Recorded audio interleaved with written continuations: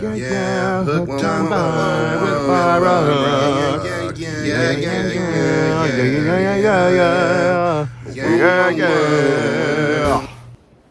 Hello everyone, welcome to Hooked on Bar with Barbara Hook. I'm your host, Barbara Hook.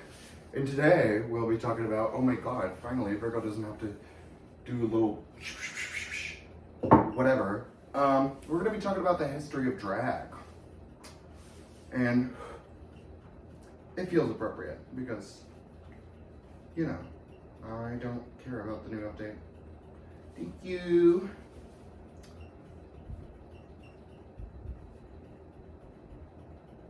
But first, let's do a weekly update.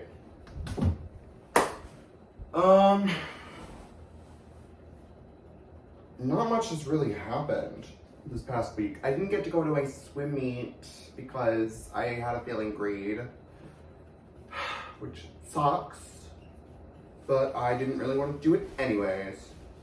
So, you know, good for me. But, you know, it was fun. It was great. I don't have school tomorrow, which is a-okay. Great. Also, people keep leaving really weird comments on these videos.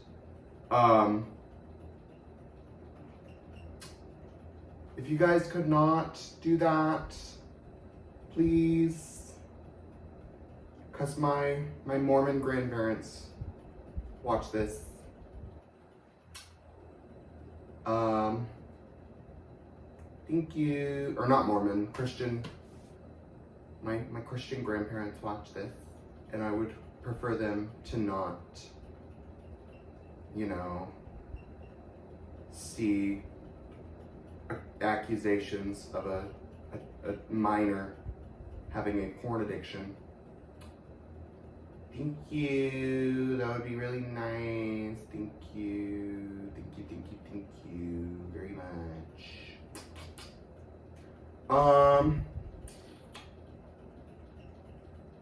This week I have my last swim meet and I still haven't qualified for regionals. So I need to do that. I need to swim a little faster, drink a Monster Energy beforehand or something. I don't know.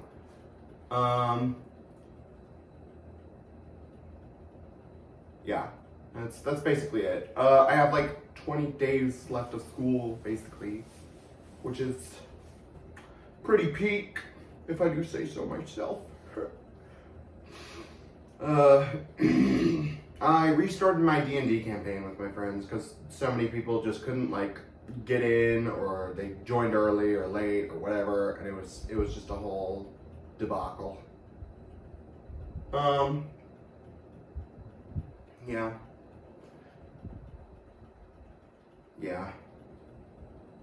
Oh, another thing with Gil. Ugh, fucking hate that bitch. Yeah, Pumpkin's like, don't fucking even mention his name. I hate him so much.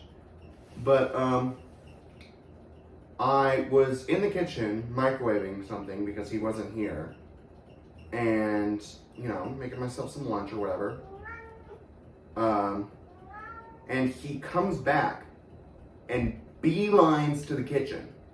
Like, it's out of the way of his room, the living room, all that. So he had to actively go in and, like, look for me. And there's this little counter, and then that's the only way out of the kitchen. And,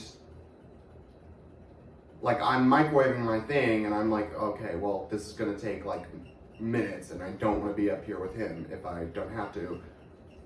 And so I just tossed it in the freezer because it was a little frozen meal, and I try to get out of the kitchen, but he's standing literally in the way. So here's the counter, and it kind of juts out, and here's the wall.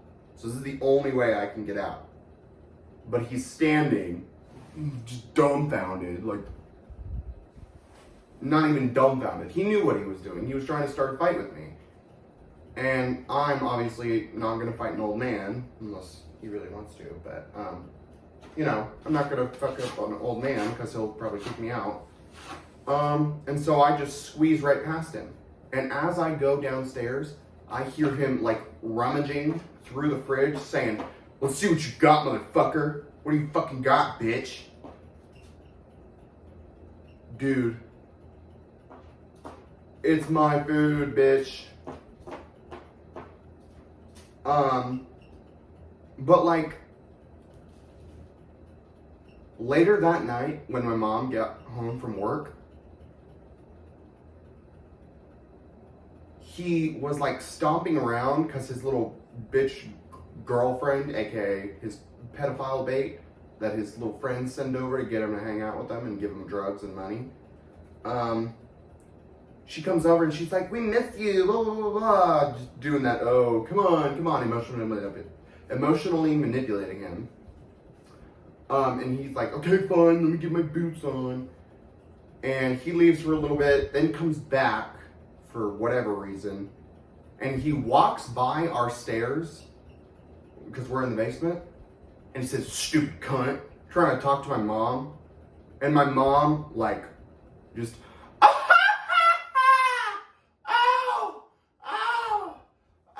you're funny.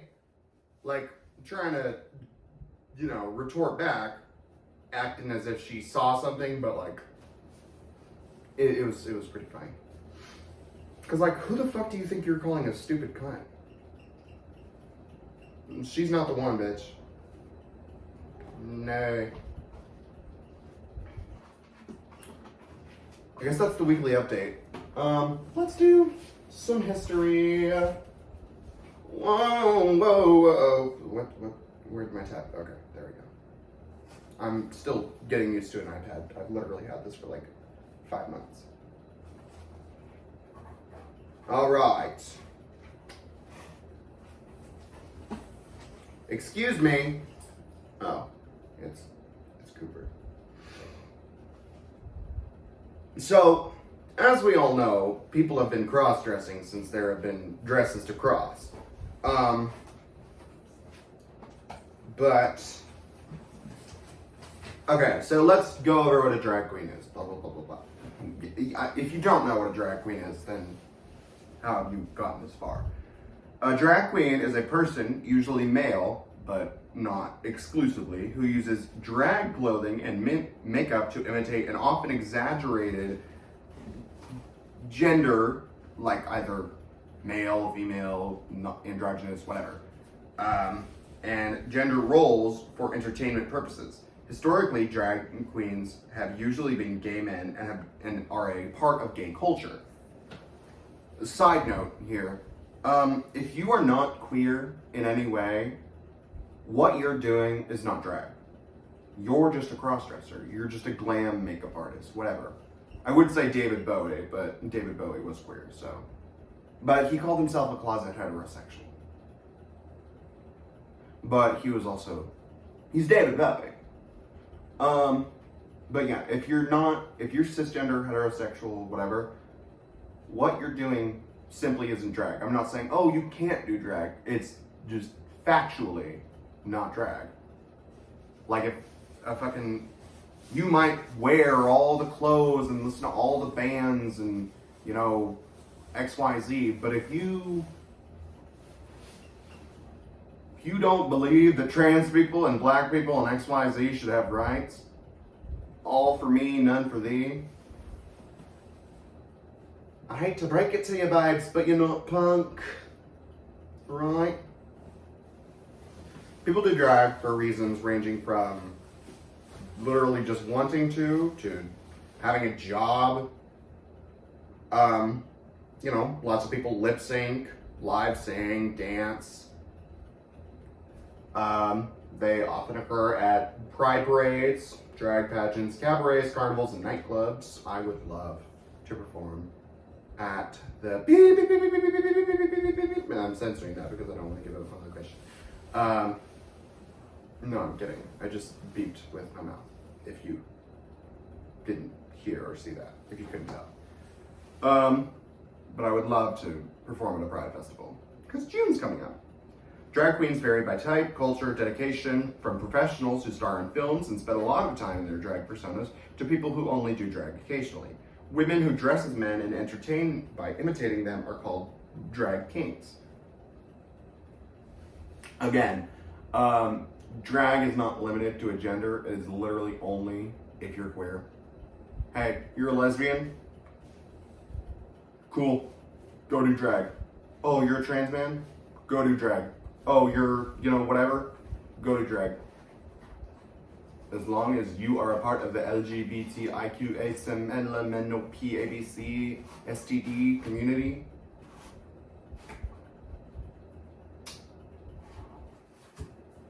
do drag. Drag takeover. Those who do occasional drag may be from other backgrounds than the LGBTQ community. A long history of folkloric and theatrical cross-dressing that involves people of all orientations. Not everyone who does drag at some point in their lives is a drag queen or drag king. So yeah, you might, put on a little face of makeup and, dance and sing and whatever, but you're not a drag queen. You're not a drag queen. Also, it's just cross-dressing. You're just a cross-dresser. All right.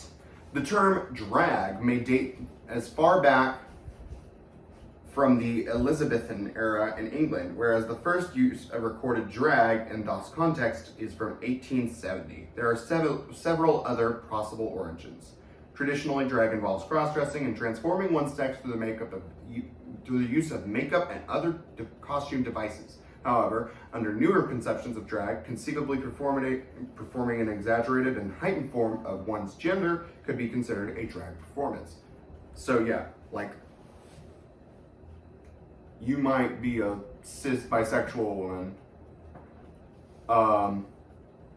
and you put on this little Midwestern caricature of like your mom.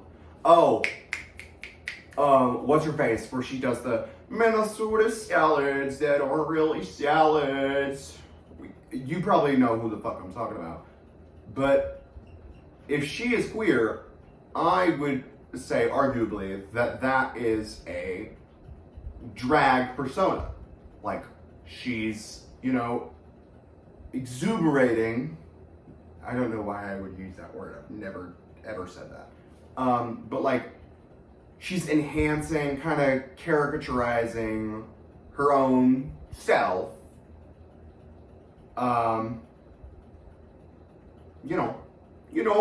She's making Minnesota salads that aren't really salads. I'm gonna kill myself. Female impersonator. This is like a subsect or a close sister of drag. The term female impersonation refers to a type of theatrical performance where a man dresses in women's clothing for the sole purpose of entertaining an audience. The term female impersonator is sometimes used interchangeably with drag queen, although they are not the same. For example, in 1972, Esther Newton described a female impersonator as a, quote, professional drag queen. No. But she considered the term female impersonator to be the one that was widely understood by heterosexual audiences. However, feminist and queer studies scholar Sarah French defined a clear separation between these two terms. She defined drag as an art form associated with queer identity, whereas female impersonation comes from a wide range of gender identity paradigms, including heteronormativity. Additionally, many drag artists view drag as a lived form of self-expression and creativity, and portray drag as something that is not limited to stage or performance. In contrast, female impersonation is specifically limited to performance and may not involve an LGBTQI point of view. So yeah, like, drag is queer. Female impersonation, anyone could do it. You're just a fucking, you just do, whoa, and hoo-ah. Female impersonation can be traced back at least as far as ancient Greece. There was little to no gender equity, and women hold a lower social status. This meant male actors would play female roles during theatrical performances. Yeah. This tradition continued for centuries, but began to become less prevalent as motion pictures became popular, as did homophobia. During the era of vaudeville, it was considered immodest for women to appear on stage. Due to that circumstance, some men became famous as female impersonators, the most notable being Julian Eltine. I don't know how to pronounce that, jeez. At the peak of his career, he was one of the most sought after and highest paid actors in the world. Andrew Tribble was another early female impersonator who gained fame on Broadway and in black vaudeville. In the 20th century, some gender impersonators, both male and female, in the United States became highly successful performing artists in non-LGBTQ nightclubs and theaters. There was a concentrated effort by these working male and female impersonators in America to separate the art of gender impersonation from queer identity with an overt representation of working gender impersonators as heterosexual. Some of the performers were in fact cisgender heterosexual men, but others were closeted queer individuals due to the politics and social environment of the period. It was criminal in many American cities to be homosexual or for LGBTQ plus people to congregate, and it was therefore necessary for female and male impersonators to distance themselves from identifying as queer publicly in order to avoid criminal charges and loss of career. The need to hide and disassociate from queer identity was prevalent among gender impersonators working in non-queer nightclubs for heteronormative audiences as long as the 1970s. So yeah, like, they did drag, but it wasn't drag, it was like,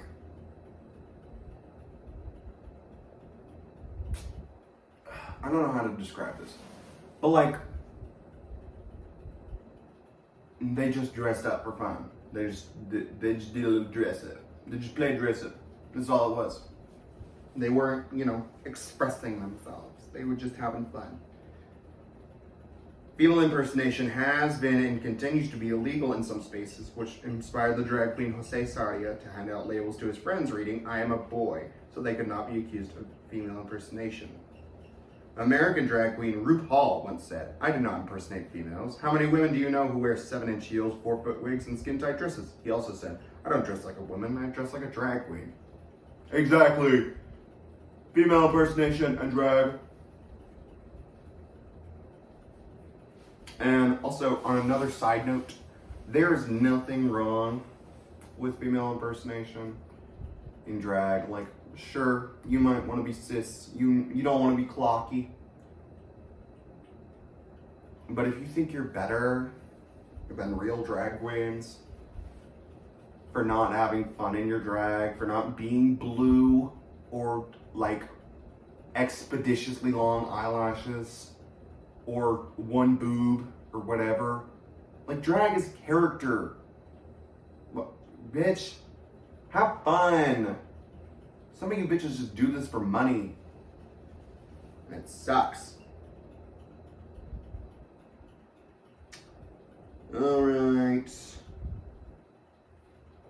Where was I?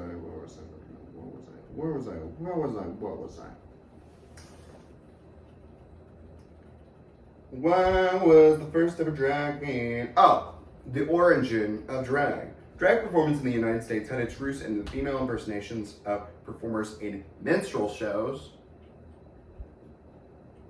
of the 19th century, followed by female impersonators working in vaudeville, burlesque, and legitimate theater in the 19th century and early 20th century. The pansy craze was a period of increased LGBT visibility in American popular culture from the late 1920s until the mid-1930s. During the craze, drag queens, known as pansy performers, experienced a surge in underground popularity, especially in New York City, Chicago, LA, and San Francisco. The exact dates of the movement are debated, with a late range from the 1920s till 1935. The term pansy craze was coined by the historian George Chauncey in his 1994 book, Gay New York. The first person to have ever described himself as the queen of drag was William Dorsey Swann, born enslaved in Hancock, Maryland, and who in the 1880s started hosting drag balls in Washington, D.C., attended by other men who were formerly enslaved. The balls were often raided by police, as documented in the papers. In 1896, Swann was convicted and sentenced to 10 months in jail on the false charge of keeping a disorderly house or running a brothel, which just, He requested a pardon from President Grover Cleveland, but was denied. Blah, blah, blah, blah, blah. So yeah, basically, drag's first origins were cross-dressing. Been done since all of time. But drag has only, recently, and I say recently because, the grand scheme of humanity, only recently emerged from minstrelsy and enslaved black people. Wow, another thing that enslaved black people invented and, created and improved upon or whatever. Wow, who knew? Who's surprised? Raise your hand if you're surprised. All right, moving on. But yeah, let's see if he has biography. Oh, British people had pantomime, but, they weren't really, it wasn't the same as drag. It was just kind of, everyone had a role, but women just weren't allowed on stage. So dudes were like, ooh. Anyways, William Dorsey Swan. Let's look at his biography in Wikipedia. He was an American activist born into slavery. Swan was the first person to lead a United States gay resistance group and the first person to self-identify as a queen of drag. Swan was born in March 1860 into slavery. He was the fifth oldest child in a Protestant family with 13 children. He was enslaved in Hancock, Maryland. After the Civil War, his parents were able to buy a farm. Swan's first job was working as a hotel waiter. When he was 24 years old, he was caught stealing books from the Washington Library Company and denied him from his employer's home. Swan pled guilty to petty larceny and was sentenced to 6 months in jail. Swan's former employers, the sentencing judge, and the assistant U.S. attorney supported a presidential pardon for Swan, arguing that Swan was free from vice, industrious, refined in his habits and associations, gentle in disposition, courteous in his bearing. The petitioner emphasized his efforts to improve his education and to provide for his family, and that his former employers would happily offer permanent employment as the college janitor. I cannot talk today for some reason. Also, while I had to clear some storage up, apparently Gil texted my mom, "You and your kid aren't wanted here," after she texted him, "Hey, if you start any shit with my kid, I will call the cops." Because she's done it before, and this is, obviously very valid reason to call the cops. Hey, if you fight a kid, I'm gonna call the cops on you. Makes sense to me, right? He says, "You and your kid aren't wanted here." This kid's gonna beat your ass. Me, kids, I'm gonna beat your ass. You're a loser. I know I said I wouldn't fight an old man before, but I absolutely will. I lied. I love fighting old people.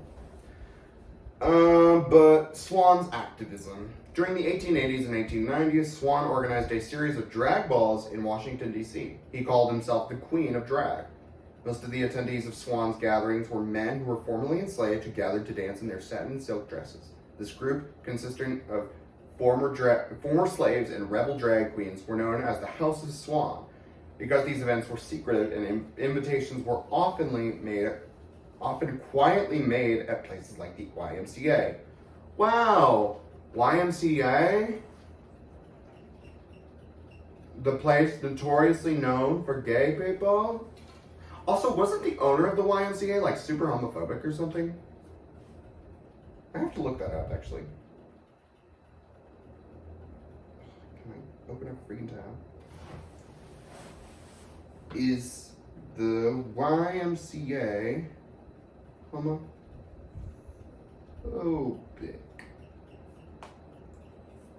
No, the YMCA is generally not considered homophobic. In fact, many Ys have actively supported and affirmed LGBTQ communities. The YMCA has official pro-LGBTQ policies and actively hosts pride events and activities. While the YMCA's origins were as a Christian organization, it has evolved into a more inclusive organization that welcomes people of all backgrounds. So yeah.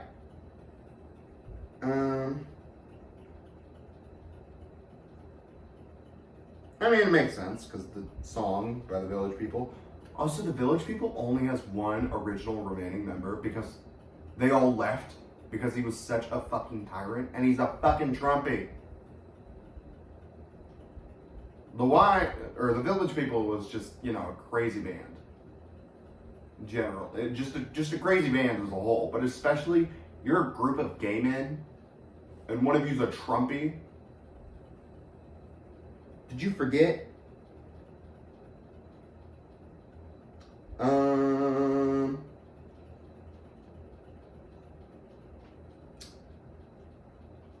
Oh yeah, official YMCA.org, affirming LGBTQ communities with pride. Pride Month is recognized in June by communities across the U.S. to celebrate and support the LGBTQ, blah, blah, blah, blah, blah. Okay. Yeah, so they're cool.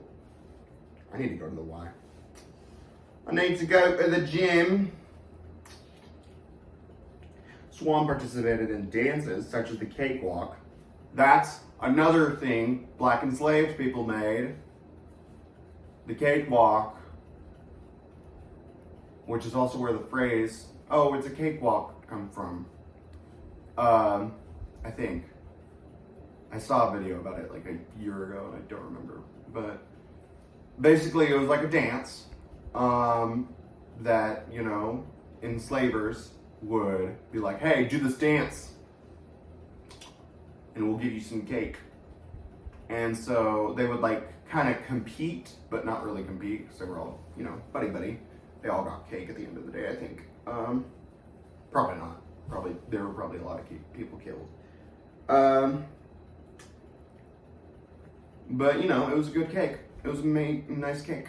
And then they were like, "Oh, it's easy as a cakewalk," or "It's a cakewalk."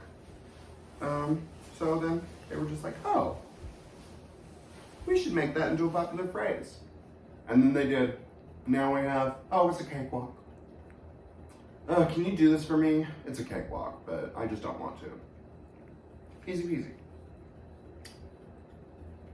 Alright, Swan participated in dances such as the cakewalk, a dance performed by enslaved people in America mimicking the mannerisms of plantation owners. So yeah, basically. The cakewalks, improvisational movements, and subtle expressions of communication were an inspirational source for voguing, the style popularized in Harlem's ball scene. So yeah, the cakewalk turned into Vogue, and then Vogue turned into ball. Ball turned into ball. Ball still goes. I mean, all of these things still go, but except for maybe the cakewalk. Swan was arrested in police raids numerous times, including in the first documented case of an arrest for female impersonation in the United States on April 12, 1888. This occurred at Swan's 30th birthday celebration. According to the Washington Post, he was arrayed in a gorgeous dress of cream-colored satin. After police raided the birthday, Swan was, quote, bursting with rage as he stood up to one of the arresting officers and declared, quote, "You is no gentleman."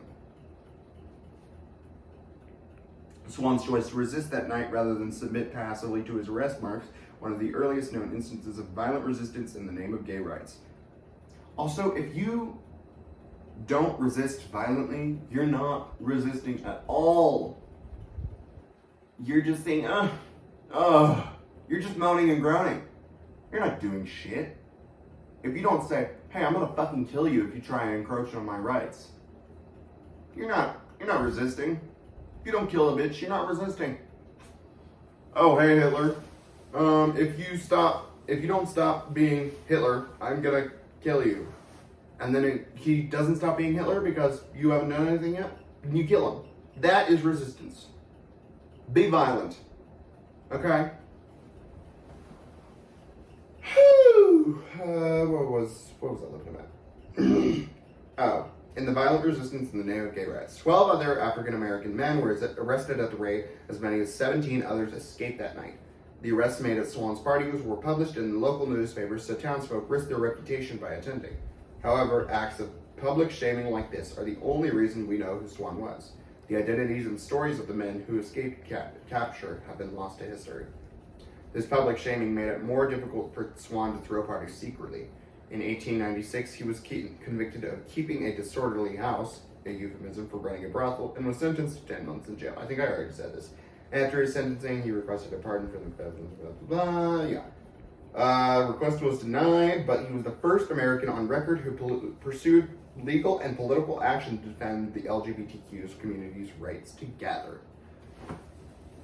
If you have a right for one group of people, and not every group of people gets that right, then you don't have a right. You have a privilege. And for people who are like, oh, well, what about the biological males who don't have the right to abortion? Please, go and try and get an abortion and see what happens. Please. Spoiler alert, you're probably gonna die. You're probably gonna die. And that makes me really happy. If all of you bitches die that don't like abortion, I would be really happy. Relationships of his. Swan was known to have been close with Pierce Lafayette and Felix Hall, two men who had also been enslaved and formed the earliest documented male same-sex relations between enslaved Americans. Pierce Lafayette also attended Swan balls. Swan and Lafayette were known to be a little freaky. When Swan stopped organizing and participating in drag events, his brother Daniel J. Swan continued to make costumes and participate in drag for almost 50 years. Two of his brothers had actively participated in Swan's drag balls. I forgot he had like 13 brothers. I was like, wait, what? Yeah. He died around December 23rd, 1925 at 65 in Hancock, Maryland. He was cremated. He was cremated, okay. After his death, local officials burned his home.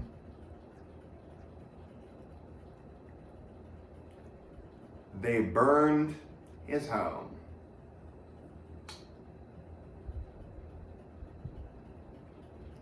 Oh my fucking god. Why don't we just kill these people? Do we have any pictures of him?